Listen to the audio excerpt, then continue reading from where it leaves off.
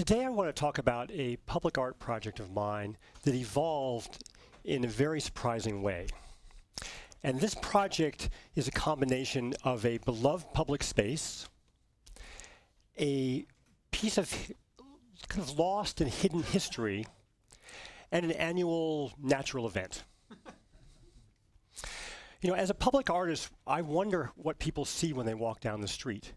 And for those of us who live in a place, you can very easily just get used to going through your routine and just walking by things. It becomes more and more normal. Part of my job, I'm fortunate, is to be able to sometimes think about what could be in a place or what was in a place. In Boston, you know, we're surrounded by history. And there's even a little bit that if we live around here, we think, you know, we're part of that history. It gives us a little bit of a sense of identity. That history is mostly tied to colonial history. We're surrounded by buildings. There's Paul Revere. There are these monuments to the colonial life.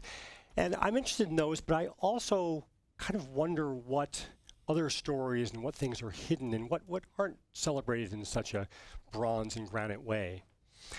And yet we do know that it turns out to be really good for the tourist industry to market Boston as a colonial town. So if you step back a little bit and look at Boston as a city, you realize that most of it from a landform point of view was created from what was harbor, marshland, and out of the ocean. So in this view, looking down, the green is the city, the blue, the harbor, and watch carefully where Boston Common is, that arrow, the public garden next to it in Boston Common, as I go zooming back through time. So in the 1950s, land was built to put the airport on. In the 1880s, the Seaport District and the Esplanade in Boston were filled in. In 1852, the Back Bay started to be built. Really, this was real estate speculation on a large scale then. And there was a phase that was building wharves out into Boston Harbor, and it was called wharfing out. Wharfing out built a lot of the edges of the city. And in the mid and early 1700s, a very optimistic time in this country, they built a half-mile wharf, long wharf, out into the harbor. And the earliest maps that we have look at Boston as this island. Some people think it looked kind of like a turtle. And that neck, which is now Washington Street, connects what was this almost island with the mainland. And here again, you can see the Boston Common right on the edge of water. So I'm interested in all this, and I'm interested in thinking about things like Faneuil Hall. Faneuil Hall, that little rectangle there, was built on land that was created in the 1720s. So when you look at this picture, you realize that between City Hall and Faneuil Hall was actually the edge of the shoreline. So I was thinking, well, how do you tell the story? How do you mark this? And how do you mark this in a way that isn't a big sign saying, look at the shoreline? And so on the left, you see land. On the right, you see the water. And that blue line in this plan view, you can imagine as the high tide line of a high tide sometime in the spring of, say, 1630. So I started to mark that, and I marked that onto the ground in a way that was very subtle, and I was pleased about that. I took the kind of things you would find at a high tide line, shells, seagrass, seaweed, and I used those to etch into the granite those markings. And I was glad for this because it was something that people would uncover.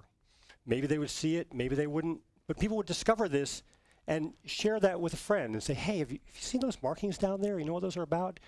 Or maybe they would be aroused, their curiosity. What are those footprints?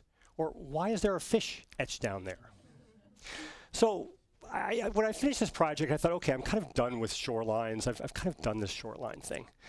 And I still was interested in maps. I would see maps, the 1722 map of Boston, and I would think, what would it be like if you laid this map onto a Google Earth image and let those buildings rise up through that map?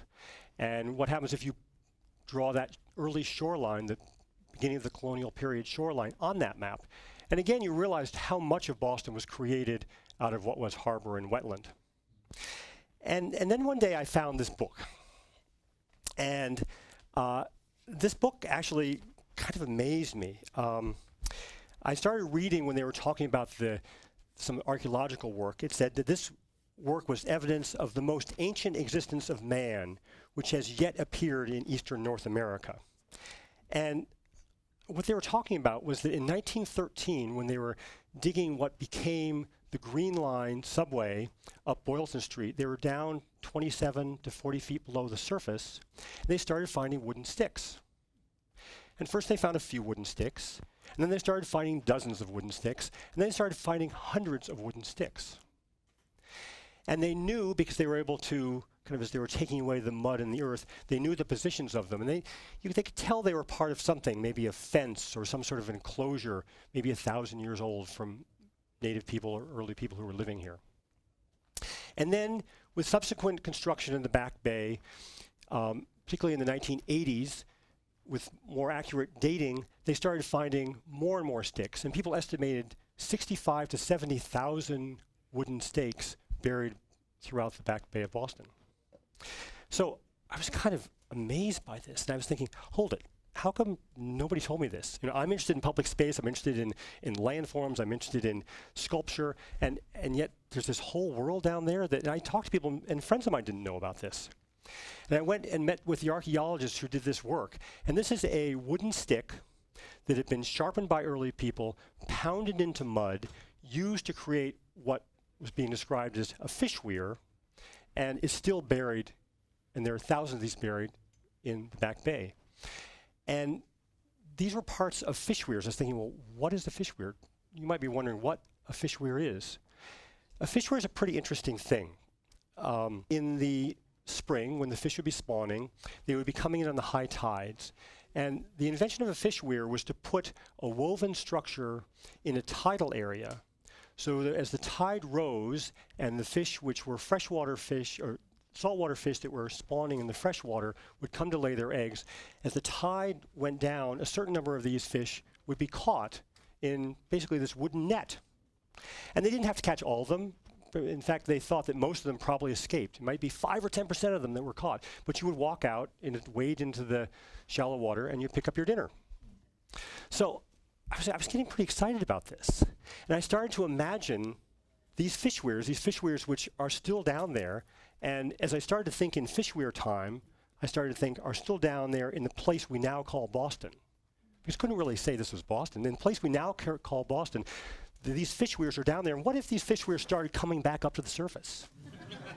You know, what if these fish weirs, when you were walking along by the Arlington Street subway stop, we know that there are fish weirs right outside those subway tunnel walls. What if they came up to the surface? And you had to encounter those. Or near the corner of Boylston Street, there are these fish weirs. And from the dating, we know that these fish weirs were placed over 5,000 years ago. So 5,000 years before Paul Revere made his ride, there were people building these structures. So I basically had to know more about fish weirs. As somebody who likes to make things and understand what it's like to make things and feel them, I wanted to build a fish weir. So I was looking for the location. I was thinking, well, I'd look at the maps, and here, right along the edge of the old shoreline, in this 1630 version of Boston, right along the Boston Common, seemed like a perfect place to build a fish weir. So I assembled a bunch of people, and I was working with people from the Massachusetts tribe, from the Wampanoag tribe, the Sockham leader and the medicine man, and we laid out, looking at the landscape there, where it seemed like a fish weir should go. And working with traditional techniques, taking rocks and sharpening sticks, working with archaeologists, artists, and a class of 5th graders, we took those rocks and we pounded in those sticks, and we built about a 150-foot long fish weir. And it turned out to be actually amazingly easy and sort of a natural thing. Once people got the idea, I was able, and this group was able, to build a fish weir in less than 2 hours with a class of 5th graders. And the remarkable thing was that we were actually building a fish weir in the spring, in May, when the fish would be spawning in the Back Bay had the Back Bay not been filled in. So I started to think about this more, and in the native tradition, there's a phrase that the fish come back to spawn when the oak leaf, and there's a little oak leaf there, when the oak leaf is as big as a mouse's ear. So that's basically April, beginning of May.